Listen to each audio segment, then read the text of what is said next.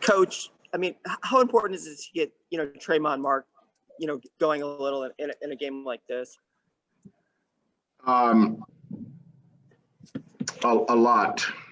His minutes have been so sporadic, and he's a freshman, and we haven't had a bye week. Everybody in our league has had a bye week but us, so we've just been nonstop since we got back from COVID. We played out. We had that pause with COVID, and then we played Alcorn State on the 20th, and we have not had a chance to catch our breath. Everybody has 2 bye weeks, and one of them was this week, Wednesday to Wednesday, which is why we plugged this game in on Saturday. And then our next one is, I think, the last weekend of the year before we play at Memphis. But this is kind of what I had in mind. There was never a chance that the starters were going to play. This game was reward those guys that come to practice and work so hard, and they need to play. It's just been game after game after game after game after game. And, you can tell by a lot of these young kids that they're going to get better as they go. But a kid like Tremont will leave today feeling a little bit better about himself. Jamal, Shed, Will, Jaywan, obviously Cam. Cam's always locked and loaded. Kieran Powell, guy that hardly has had any minutes this year. Got to play 28 minutes today. Regardless of who you play against, it's just good to get out there and play. This time last year he was in a high school gym in Evansville. Now he's sitting on the bench, not getting a lot of playing time. But there's a reason why we recruited all these kids. And but I don't. The score of the game, the opponent, that's not what's important. Getting these guys reps and minutes versus not playing today at all was what I had in mind.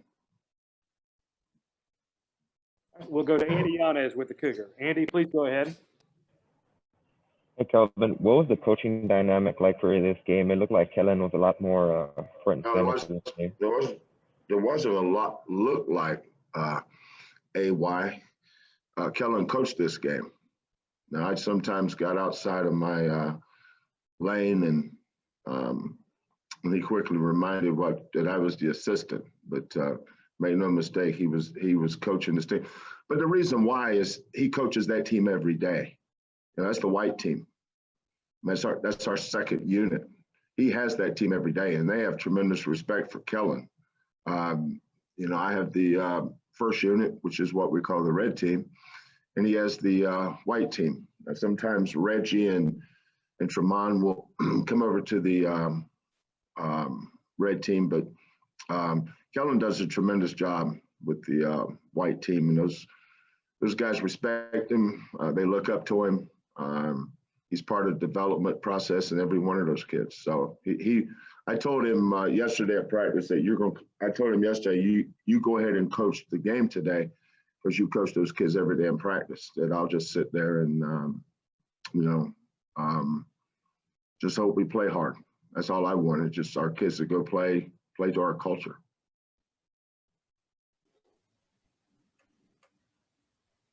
We'll go to Chris Gardner, please. Chris, go ahead. Can you hear me?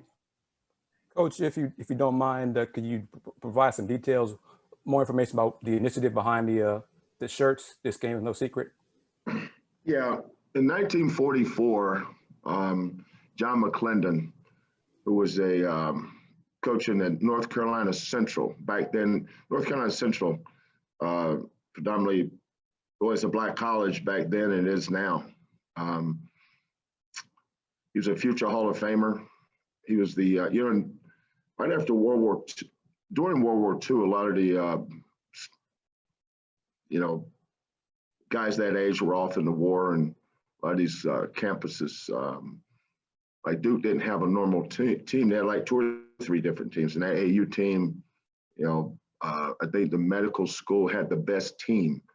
And and they wondered whether or not they could play with those guys. You know, North Carolina College, North Carolina Central, it was all black. Duke was all white. And the game is no secret. Well, they played a secret game. Coach McLendon took his kids over to, well, actually Duke came over to North Carolina Central, which I think says a lot about those Duke kids, that they would back in those days go to a black college and play a game to see who was the best. I think they were both undefeated at the time. And so they had a secret game because they couldn't publicize it. You know, those were the days of the Jim Crow laws. You know, blacks on the back of the bus, blacks had their own eating areas and restaurants, on hotels, on water fountains, on bathrooms.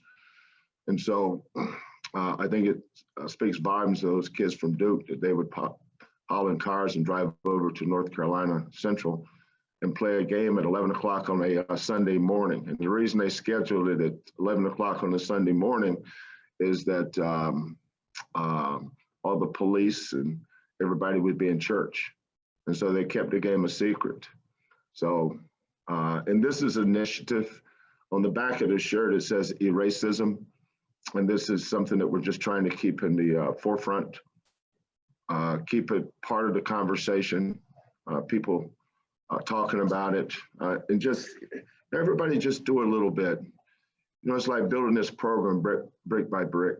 I think when you think about fighting racism, you're not going to have 100% buy-in, but you're going to get a little bit better every year. And I think that's what we owe to everybody. You know,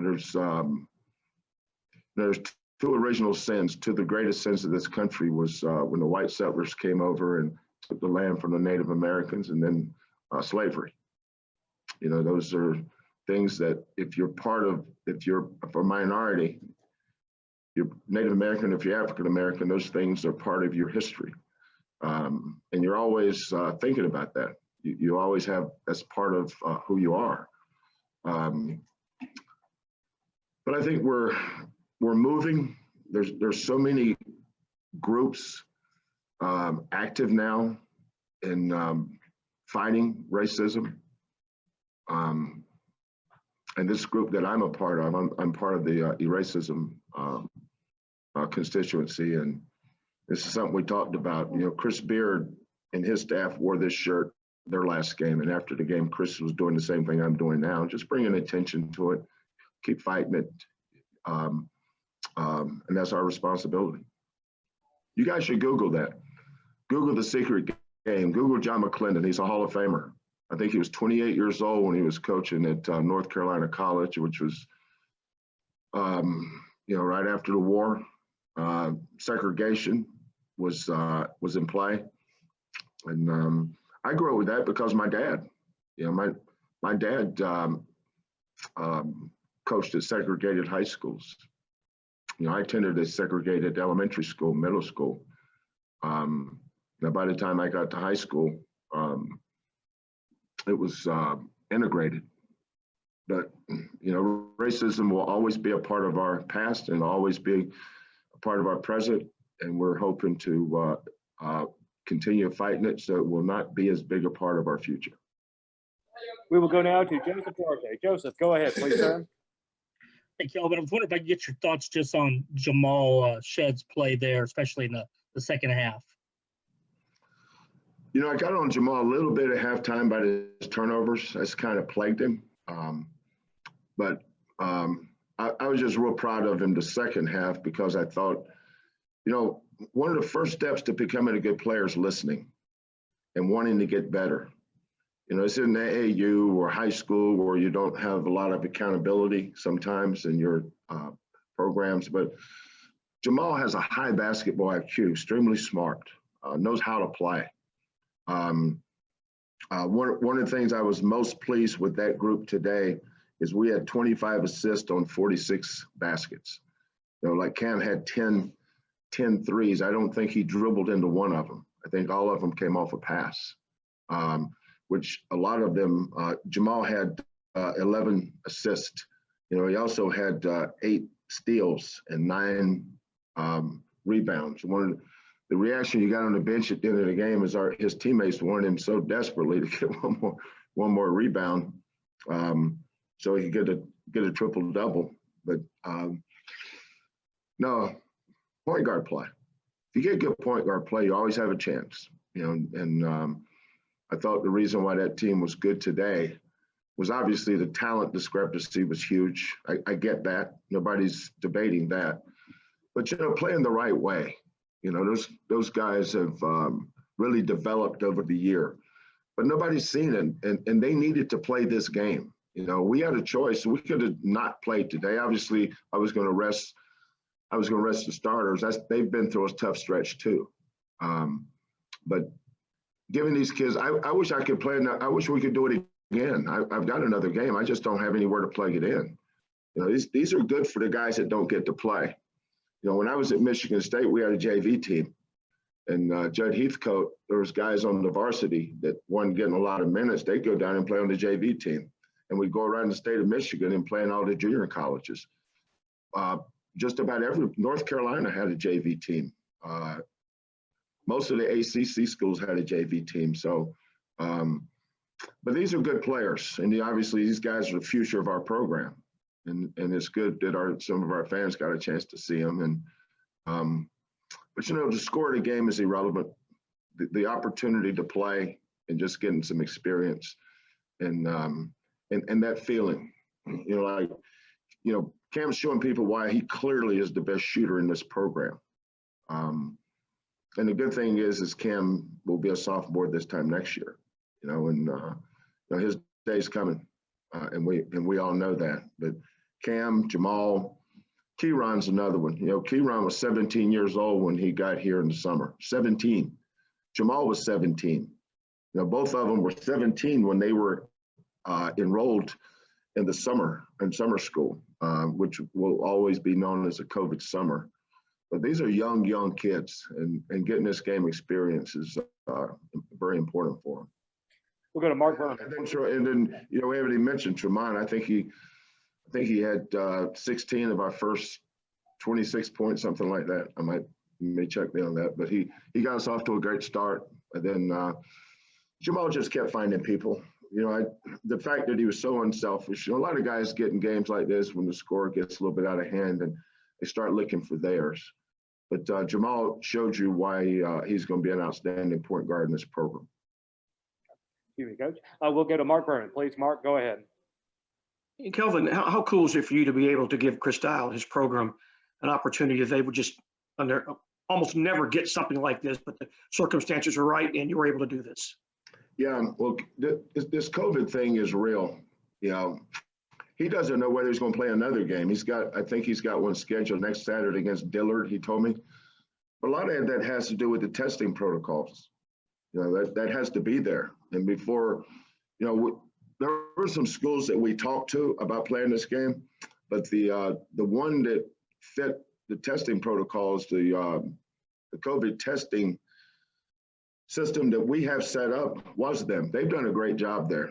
They test like a Division I program, whereas a lot of the schools just don't have the resources. So there's a lot of things that went into play, playing them. The testing protocols was important. Close enough to drive was important. And then obviously it doesn't count against our net. I didn't realize it even counted toward our record until Shu told me he checked the Maryland thing and said Maryland counted it as a win. So I guess we will too, but that's not important. What's important to me is that Cam, Jamal, J1, Keyron, Tremont, Reggie, Ryan, and Voodoo. Those guys are together every day, banging their heads against the red team. And for them to get the opportunity to go out there and then I was proud of our red team on the bench, supporting those guys, just like they support each other. At the end of the day, we're one team. We're not, to steal from Barack Obama, we're not the red team or the white team, we're the Cougar team. I got time for a couple more questions here, guys. We'll go to Chris Baldwin for one. Go ahead, Chris. Coach, Tremon's creativity and ability to get to the rim, even in some games where he missed shots, he still got to the rim. I mean, does that, part of what gives him a chance to be special, going forward? Yeah, he's a shot maker, Chris. But think about it. Cam Tyson started at high school, might have been one of the best players ever out of his high school, started at Idaho, made 105, 106 threes. Jamal was one of the best point guards in the state. These kids have never come off a bench. They're starters. They're talented. They were recruited by us.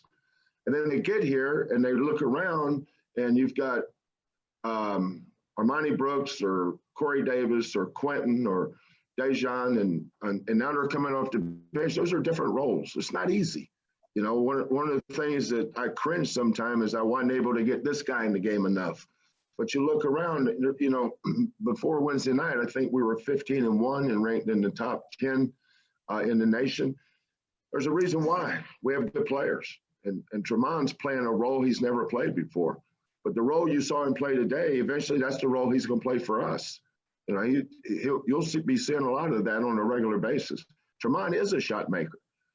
But right now, he doesn't know whether he's going to go at the game at the 16-minute mark, the 15-minute mark, or the 13-minute mark. And the guy he went in for is a pretty good player. So that's why it was important today that he reminded himself. He didn't need to remind us. He reminded himself how good he is because he's a talented young man. All right, we'll go back. Last question, Coach. We'll go to Mark Berman, please. Mark, go ahead. Kelvin, I don't have a question, but I wanted to see if you could stand up so we could get a good shot of your shirt that you're wearing. Do you mind? No problem. You guys see this? Let me tilt this down. How about that? And could you show us the back too, if you don't mind? That's really cool. Thank you, Coach. Okay, guys. Appreciate it. Thank you for your time, Coach. We appreciate it.